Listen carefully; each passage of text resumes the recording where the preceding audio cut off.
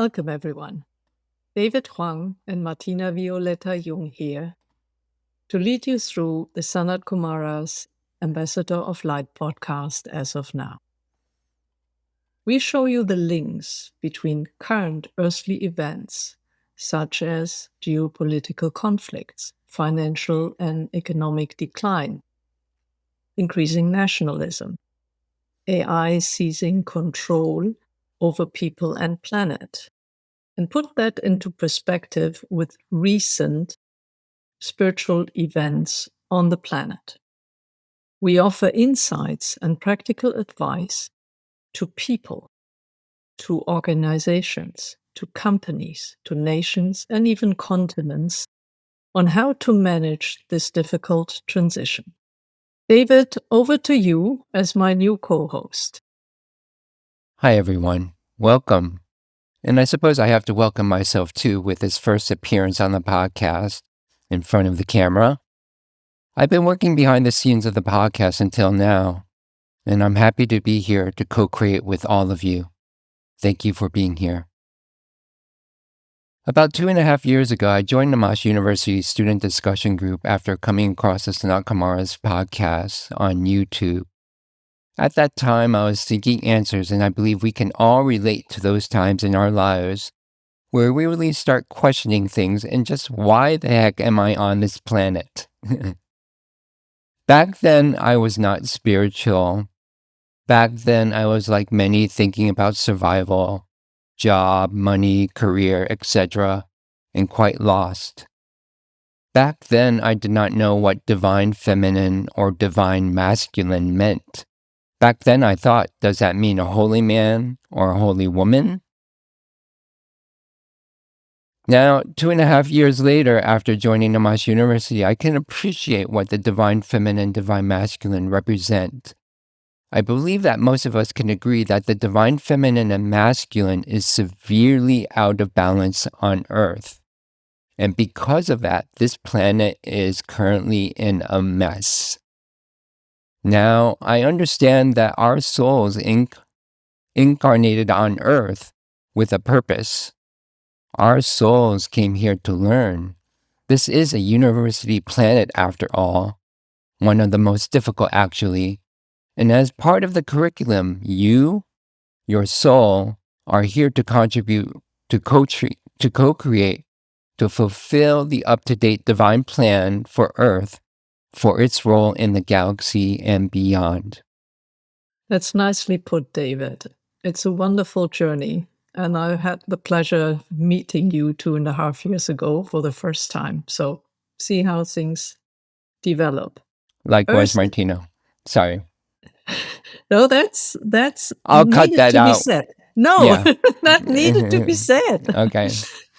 Earth is vibrating in the fifth dimension now, and the unity of all life who calls Earth home can unfold since November 15th, 2025. That first major transition took place between 2012 and the 11th of November 2025. Many of you know that the Mayan calendar ended in 2012, and the fearful characters interpreted that as the end of the world, where in fact it meant that Earth was transitioning from the third dimension, where we perceive reality only through our five senses and what our intellect makes of it, to and through the fifth dimension. Earth was freed from the suppression it had to endure since the downfall of Atlantis a couple of thousand years ago, where the divine masculine subdued the divine feminine. And Earth and other life forms were simply being degraded to lifeless objects that could be exploited at will. This time is over. We are in a new phase of life. Earth is vibrating in the fifth dimension now, but wait, customs, systems, and structures we live with, we work with, are still of the old 3D world. Yes, it's time to dismantle everything on this planet not built on a foundation of love. The frequencies of 5D are here and ever growing. It's time to co-create the new Earth together with all life that calls this planet home. Not just humans, but all beings as equals. To all those watching, it's time to carry out what your soul came here to do. We humbly suggest, if you are questioning life and searching for answers, this is the answer. Becoming soul connected and maintaining a strong, clear soul connection will allow you to truly become an instrument in the divine symphony, playing throughout all of creation, playing your part in the up-to-date divine plan, co-creating with all other soul-connected beings. You might not be familiar with all the things that happened after the downfall of Atlantis, but I'm pretty sure you're roughly familiar with, say, the last 300 to 400 years of human history. Colonization as of the 15th century and industrialization as of the 18th century shifted the focus of mankind away from life in harmony with Earth and all life forms to rather treating the natural world as an enemy. The vast majority of people, other life forms, and even the planet itself are exploited physically to the utmost since that time. Even worse, in the 20th century, everything became monetized. A monetary value was attached to nearly everything. And that showed in our daily lives. Food used to come from around the house or a farm. Now food predominantly comes from a factory. And then factories were bought up and combined in stock-listed companies whose goal is not to feed people in a healthy manner that's in tune with the planet. No, but to make money. You would see the same when you look for housing. Houses have become investments and objects of speculation. Land that belonged to the common became private, also involved in speculation. Controlling vital resources, same thing. Who controls the resources makes money out of them and gains power. So look at metals, look at minerals, look at woods, look at animals, it's all the same. And with ever more money, financial players took over the system and ruled during the last 100 years. They called the shots. And now they are over indebted, they are bankrupt, and they want to offload the mismanagement of the system onto the ordinary man. At the same time, the next ruling class is waiting, and these are the tech billionaires who already prepare hiding in bunkers or remote areas of the world, whilst their AIs and robots are in full swing to get rid of the humans they think they don't need. Add to that local and regional wars at the choke points of international trade, and you get a good picture of where we are now. Yeah, so since the fall of Atlantis thousands of years ago, look at what the energies of separation ego have wrought on Earth since then. Look at our chaotic history when the divine feminine is not in balance with the divine masculine.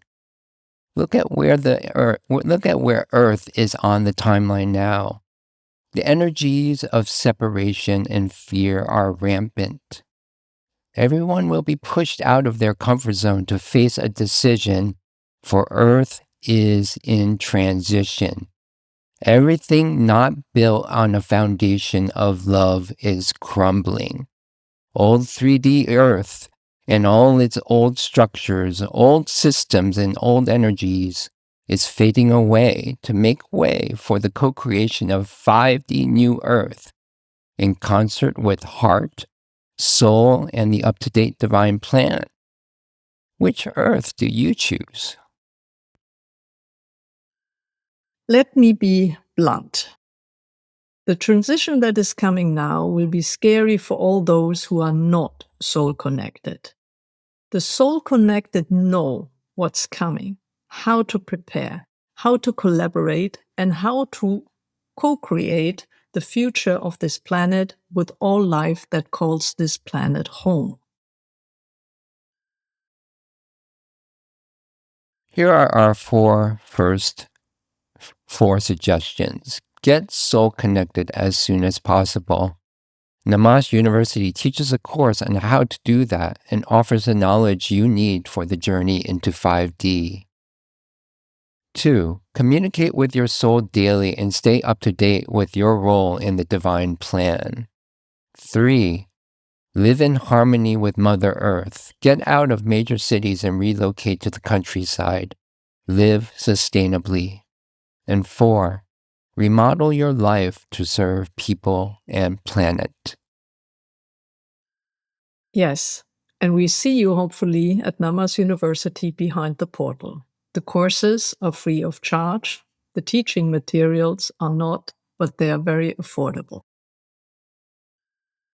We will be here still on mainstream social media, and we see each other every 2 weeks. The real action, the real exchange between those who take their soul connection seriously is happening behind the portal at Namash University. So again, consider joining. If not, we'll see each other here again in 2 weeks when we talk about the major difference between the transition that took place from 2012 to November 2025 and what we are now going through from 2026 to 2030. See you, hopefully, soon behind the portal. Bye-bye. Thank you, everyone. Bye-bye.